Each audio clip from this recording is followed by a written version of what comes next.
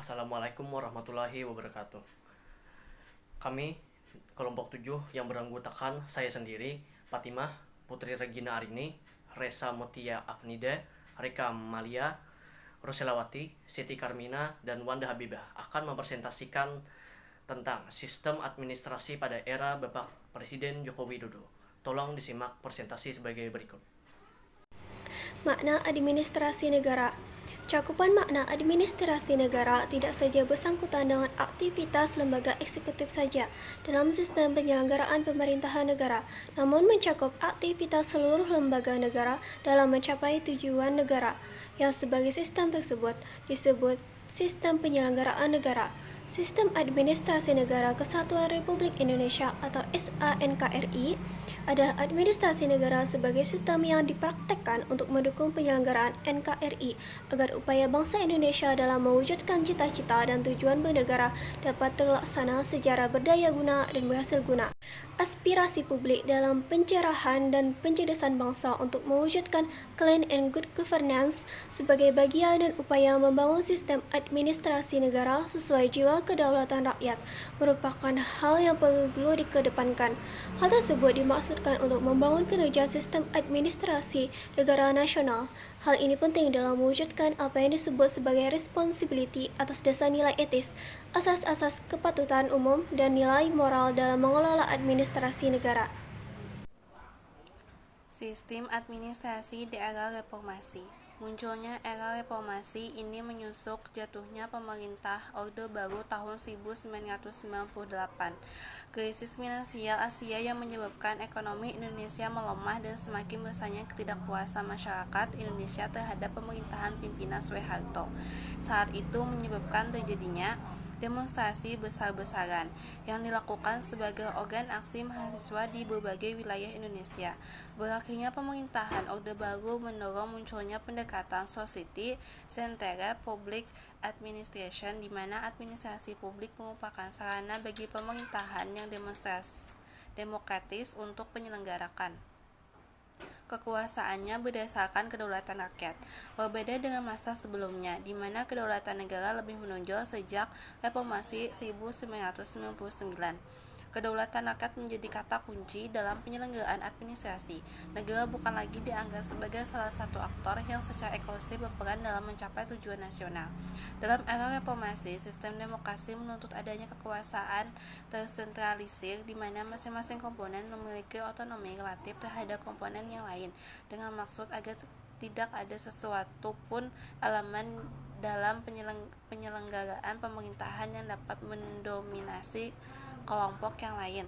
Sebagai konsekuensinya merupakan hanya salah satu mekanisme yang selalu bersanding dengan mekanisme besar atau private sector dan mekanisme sosial civil society.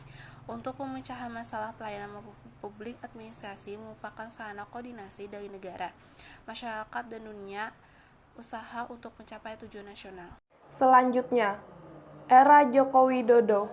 Politik.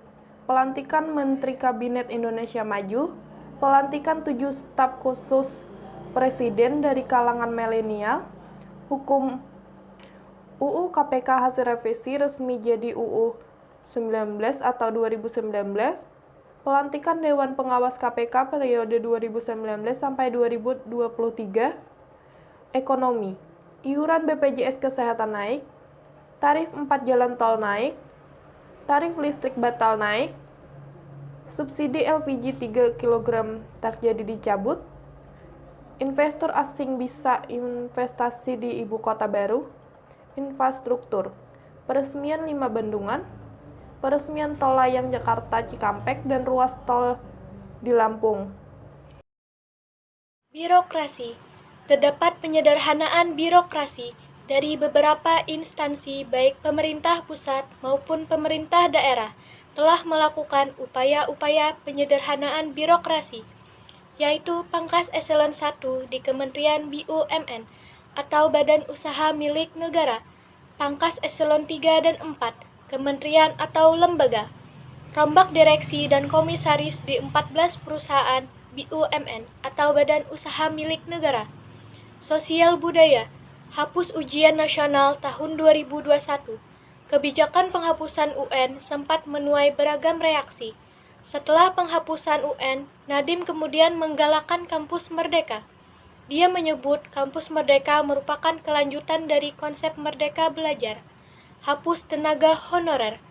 Cahyo mengklaim penghapusan tenaga honorer bertujuan mewujudkan visi Indonesia maju. Perkembangan ekonomi di era Joko Widodo. Yang pertama, menghadirkan kembali negara untuk melindungi segenap bangsa dan memberikan rasa aman pada seluruh warga negara. Yang kedua, membuat pemerintah tidak absen dengan membangun tata kelola pemerintah yang bersih, efektif, demokratis, dan terpercaya. Yang ketiga, membangun Indonesia dari pinggiran dengan memperkuat daerah-daerah dan desa dalam kerangka negara kesatuan. Yang keempat, menolak negara lemah dengan melakukan reformasi sistem dan penegakan hukum yang bebas korupsi, bermartabat, dan terpercaya. Yang kelima, meningkatkan kualitas hidup manusia Indonesia.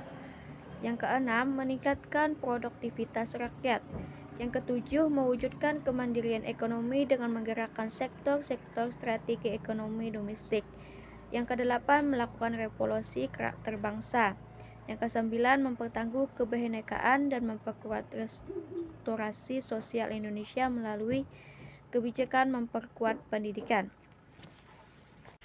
Tujuan reformasi birokrasi ini sendiri tidak lain untuk menciptakan birokrasi pemerintah yang profesional, dapat beradaptasi dengan berbagai perkembangan, berintegritas, berkinerja tinggi, bersih, dan bebas KKN, mampu melayani publik, netral, sejahtera, berdedikasi, dan memegang teguh nilai-nilai dasar dan kode etik aparatur negara.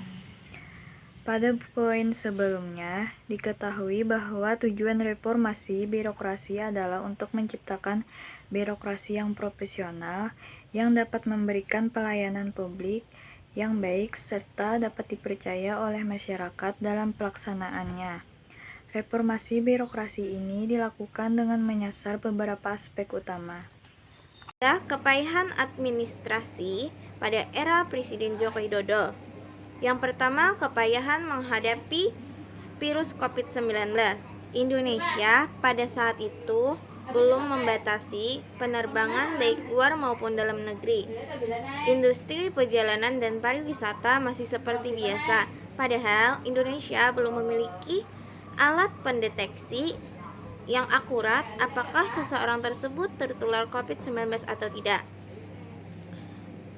Rencana resapel menteri yang dirancang pada bulan Juni 2020 sampai sekarang belum ada perkembangan untuk penanganan COVID-19.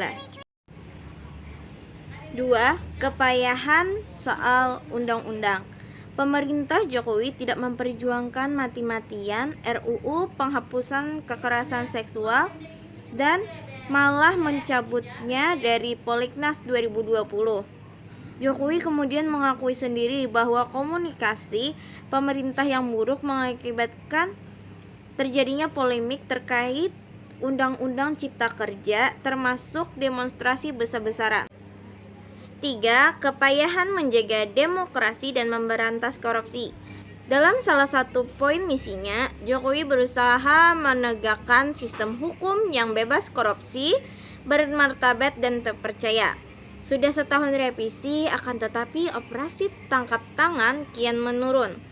Dan penurunan itu disebabkan lembaga anti rasuah fokus pada pencegahan. Padahal, menurut peneliti Transparency International Indonesia, Alvin Nicola, pencegahan itu sendiri belum maksimal. Sedangkan untuk masalah demokrasi, peneliti asal Australia, Ben Bland, dalam analisis yang diterbitkan seminggu sebelum pencoblosan Pilpres 2019, menyatakan jika Jokowi menang lagi, Indonesia akan tetap sulit melakukan reformasi hukum, politik, dan ekonomi. Sebabnya Jokowi lebih banyak melakukan kompromi daripada melawan kepentingan berbagai pihak. Kesimpulannya adalah administrasi negara merupakan sistem yang dipraktikkan untuk mendukung penyelenggaraan NKRI agar upaya bangsa Indonesia dalam mewujudkan cita-cita dan tujuan bernegara dapat terlaksana secara berguna dan berdaya guna. Lalu, pada era reformasi sekarang ini administrasi publik sebagai sarana bagi pemerintah demokrasi untuk melaksanakan kekuasaannya berdasarkan kedaulatan rakyat. Sistem demokrasi menuntut adanya kekuasaan yang terdesentralisir di mana masing-masing komponen memiliki otonomi relatif terhadap komponen yang lain dengan maksud agar tidak ada satupun elemen dalam penyelenggaraan pemerintah yang dapat mendominasi kelompok yang lain. Pada era Presiden Joko Widodo terdapat perkembangan di bidang hukum, politik, ekonomi, dan infrastruktur. Namun ada juga kepayahan yang terjadi di bidang administrasi negara pada masa sekarang, yaitu lambatnya tanggap darurat pemerintah Indonesia terhadap kasus COVID-19, lemahnya soal hukum dan tentang korupsi.